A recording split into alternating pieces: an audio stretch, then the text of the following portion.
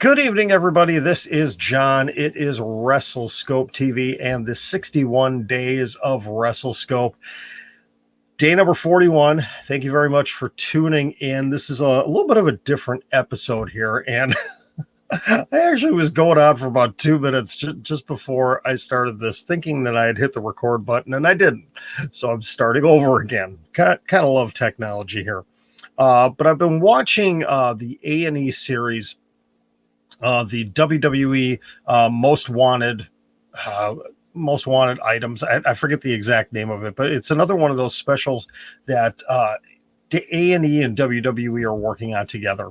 And basically, if you haven't seen it yet, it is the WWE. They have their big warehouse in Stamford, Connecticut, where they keep basically all the old items there. It's a huge warehouse that has rings and ring gear and turnbuckles and chairs and posters and everything imaginable from the history of the WWE. And they send out Hall of Famers searching for particular items that are missing from the collection. They actually have a WWE historian, an archivist that is a full-time employee that maintains everything within this warehouse. So they send out these Hall of Famers. It's been great. They've had 4 episodes so far. Absolutely fantastic show. Great seeing some of the phenomenal items that they have in the collection, and they've been trying to track down. And amazing the things that certain collectors and fans have from over the years. The original Junkyard Dog collar that he wore, and the neck brace that Andy Kaufman wore in his feud with Jerry the King Lawler, and so many other different items. They showed Kane and the original Kane mask, and when he was in the USWA, when he played Unabomb, his Unabomb mask. It's just so many different things, and it got me to thinking about memorabilia. And I'm a collector, but I'm a smaller collector. For those of you that have been watching me for a while know that I've started collecting the toy belts, the Jakks belts, Mattel, whatever companies end up making them. And I do have a few figures, nothing massive and out of the ordinary. I don't have a huge collection like some people do. But I do have one item, thinking about this, that is kind of my pride and joy. And it's more sentimental value than anything else.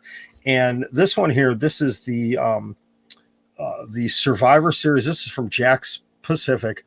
The Survivor Series Signature Series 6 Gold Edition Mankind. And it came with the replica autograph here. But I had an opportunity back in 2000, I believe it was 2008.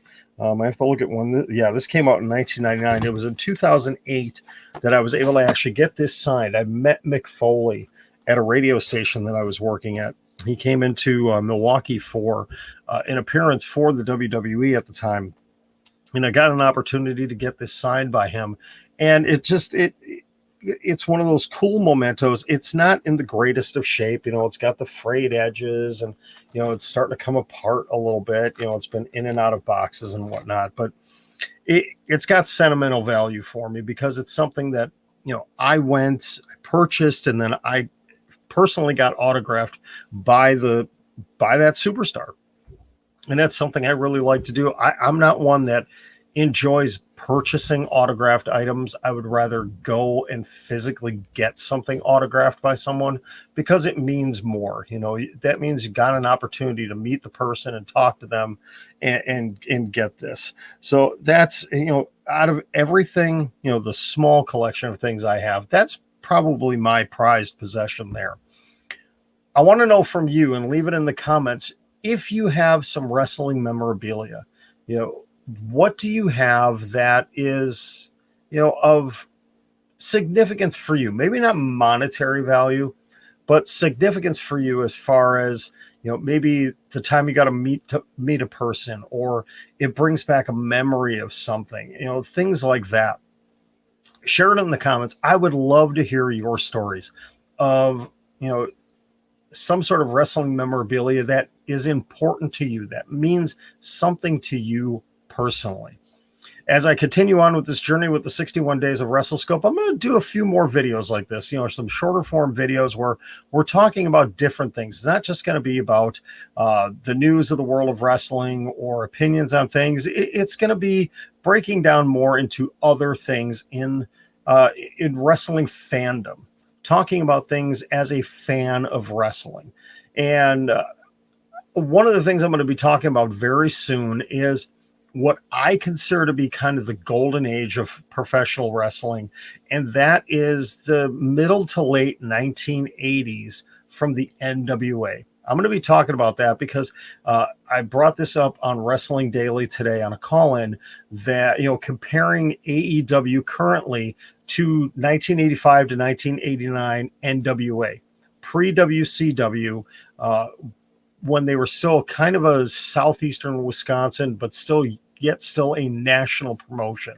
And I'm going to talk about those years, those formative years of the Four Horsemen and Ric Flair and so many things in that organization, and why that really was a golden age of professional wrestling. That'll be coming up a little bit later this month.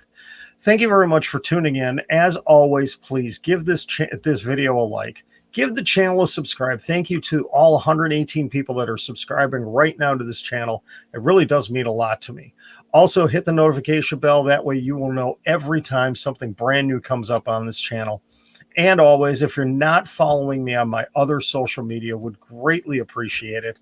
That'd be over on TikTok, on Twitter, and Instagram. You can see that scrolling on the bottom of the screen here.